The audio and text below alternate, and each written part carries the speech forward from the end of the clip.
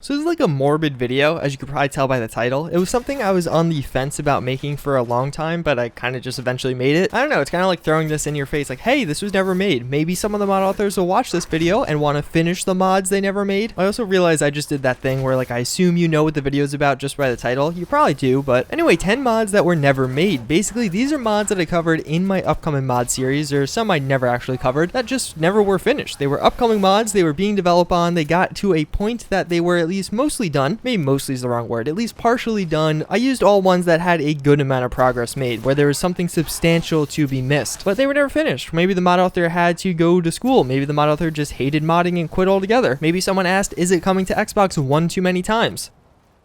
So first and foremost, we do have the Spaz 12. This is one I personally love. I saw this in Jurassic Park. I'm sure a lot of you guys saw this in Jurassic Park. Unfortunately, it never made its way into Fallout 4. It almost did. This one's going to be by Millennia. You're going to notice Millennia has a lot of mods that he didn't finish. I only included 2 on this list, but if you go on his Nexus page, you'll find a lot of images of some really cool stuff. I think he just really enjoyed texturing, but didn't really enjoy some of the other parts of the process. He now works on a lot of the larger mods like the AK-74M I know he had a part in, and some other pretty high quality weapon mods. This has been one I've been thinking a lot about lately. This is going to be Diamond City Tactical Vest or Armor. It was a work in progress by Fading Signal. I remember seeing this and being like, yes, we need this. This is perfect. And ever since then, I thought that, but only until very recently, like last week, in fact, did someone actually release kind of police uniforms for the Diamond City security. They're definitely not as high quality as this one, not for the fact that they are bad quality, but this one had a lot of customizability and modularity. Fading Signal mentioned that you could interchange some of the different patches on the vest and a lot of customizability similar to what he had in the K9 harness. This is a mod that will surely be missed. He does say maybe it's coming. Granted, that was said in 2016, so maybe he's still working on it, but I guess time will tell. So this is one that I think is going to burn for a lot of people. That's with the 1912 Trenchgun. The real sad part about this mod, more than some of the other ones, is how much progress was actually made. The mod author released 5 work in progress images, shots, all the way from kind of when it was being modeled to this final image we got of a fully textured trench shotgun. It looks freaking awesome. I really would have loved to get this gun in game. This is right after we got that other trench shotgun that was really popular, but it really wasn't a trench shotgun. It wasn't all that high quality. It wasn't bad, but this is also only shortly thereafter those pump action shotgun animations were released, so a lot of people are like, oh yeah, cool, but then nothing. So we had the G3. I don't know why, but this one was just something I was extremely hyped for. I remember following Toasty Fresh's development of this weapon, and I was really excited to get another G3 in Fallout. Fortunately, there's one released already. It's kind of old though, doesn't have like custom animations and all that. And there's also a new one coming out, I think by Tainted. I believe it's part of Fallout 4, the Capital Wasteland project, but this one was one of the first higher quality ones, and I remember following it again really closely, watching the videos, and just eagerly waiting for this to be released. I guess that's a pretty similar tale you'll hear with all these, although this one in particular, I vividly remember watching the video and be like, hell yeah, it has in-game animations. There is a video of the guy shooting it. It must be close to release, but I guess not.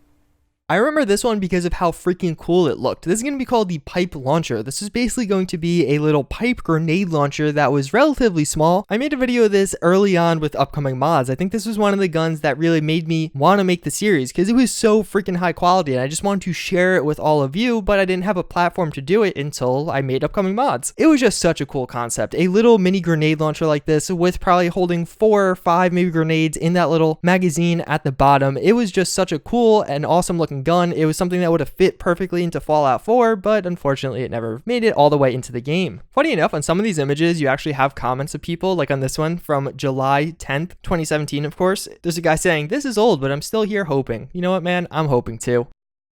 I remember this and I got really excited for it because of how unique it was. A lot of the things I've showed you so far were weapon and armor mods. Actually, everything I've showed you so far was weapon and armor mods, but the Kingpin Mod had 2 videos for it, and I remember covering these. One video was of speech checks, a huge component of previous Fallouts that was totally absent from Fallout 4. I thought this would be the mod. They would implement it back into the game. It was named the Kingpin Mod. I didn't really know what that meant at the time, and I still don't, but it definitely seemed like it would be part of a larger quest mod or something of the sorts. And then the other component was this really cool multi-takedown.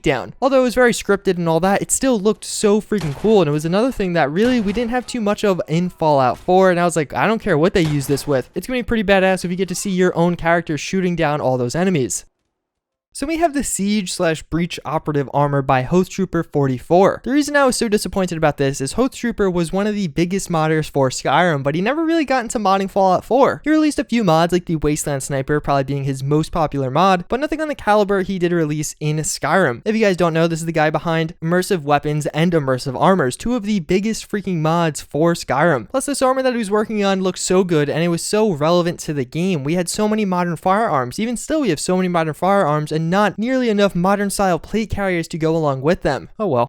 Then the 9mm SMG Gepard. I might be pronouncing that wrong. I'm probably pronouncing that wrong. This was being worked on by my Batsu. I'm definitely pronouncing that wrong. But I remember being so excited for this because it was an AK. Obviously, it looked like an AK. It looked like a kind of AK style SMG, but it was different. It was something I had never seen before. It was taking something you were so familiar with, the AK platform, and putting it into the game in a way that was pretty much unprecedented. I don't think any other mods have anything that even looks like this, especially a 9mm platform. That was like unheard of. It still looks really freaking cool. This mod author, whose name I have a lot of trouble pronouncing, actually works on some other mods now, so he's still pretty relevant in the modding scene. I just think this one he never really finished or never got around to implementing into the game. This one's a little bit ironic. This is called the Laser Autoloader. It's another one by Millennia, the second one by Millennia. In the description of this, he does say he definitely needs to finish something one day. The irony of that is pretty obvious. Regardless, this was cool because it was a proper laser pistol, something that looked very futuristic, maybe an Institute-styled weapon that would fit greatly into Fallout 4. There are so few mods in Fallout 4 right now adding in truly unique laser weapons. A lot of the ones we do have that are either laser, plasma, or whatever other platform are largely just kind of recreations of something we have already. A lot of the laser mods are very visually similar to the laser mods in vanilla Fallout 4. Same thing with the plasma and gamma ones we also have. This was truly different and it looked that way also, which was really awesome to see. So last but not least, we have the one that without a doubt pains me the most to see be unfinished and what it looks like right now dead. That's with Fallout Bastions. This is meant to be a pretty big quest mod, more or less adding in two opposing factions, both of those being robots. It had trenches and just a ton of great cool stuff, shops and vendors. You could side with either faction. There'd be branching quests. It seemed like a lot of work was done on it. There was 2 developer diaries. I'll give you a snippet of one of them right now just so you could see how high quality this was and how anticipated I was getting for it.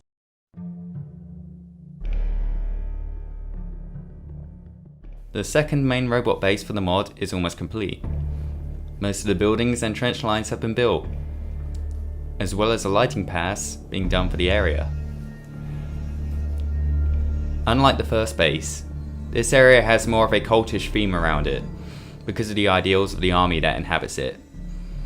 This was actually kind of growing right around the same time Fallout Cascadia was. Fallout Cascadia definitely was not nearly as big as it was right now, and I remember covering both of these, and they were like the 2 big mods coming for Fallout 4. Well, it's been a year, and we really haven't heard anything, so unfortunately, I think this one is almost undoubtedly dead. But who knows? Maybe if Robats, if you're watching, please revive this mod. I'll give you shout out after shout out to get you people to help you work on it. I wanted this mod so badly, and again, I put this at the end of the video because this truly was something I was looking forward to. It's really what made me want to make this video. Hopefully you guys enjoyed. Hopefully this wasn't too much in, hey, this is what you don't have in your face. This video was a little bit more informal because, you know, it's the last video I had to pre-record. I've been doing a lot of recording over the past few days. But yeah, thanks for watching as always, and I hope to see you all next time. Later.